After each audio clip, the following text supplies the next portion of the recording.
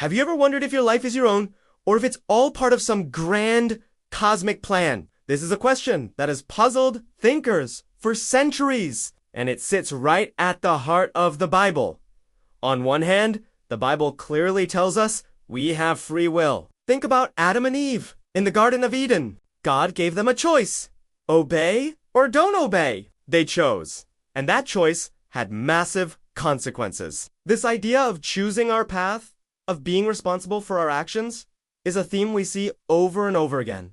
It's the foundation of morality, right? If we can't choose, how can we be judged for our actions? But then, there's the other side of the coin.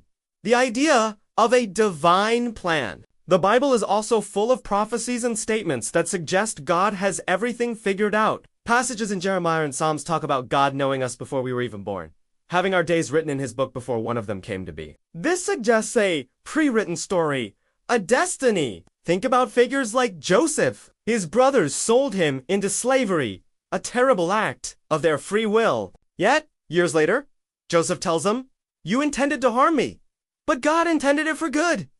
It's mine. So, how do we reconcile these two seemingly contradictory ideas? Is it free will, or is it fate? Some theologians suggest it's not an either-or situation, but a both-and.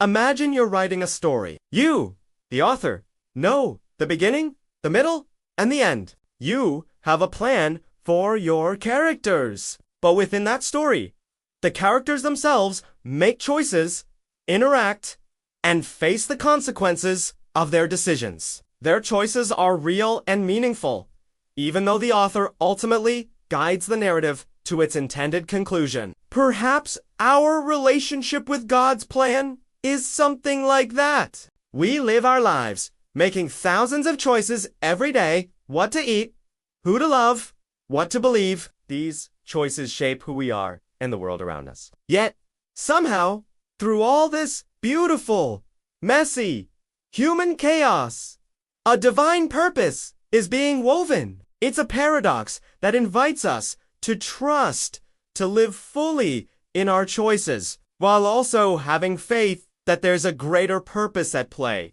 It's one of the most profound mysteries of faith. And maybe, just maybe, it's not meant to be solved, but to be lived. What do you think?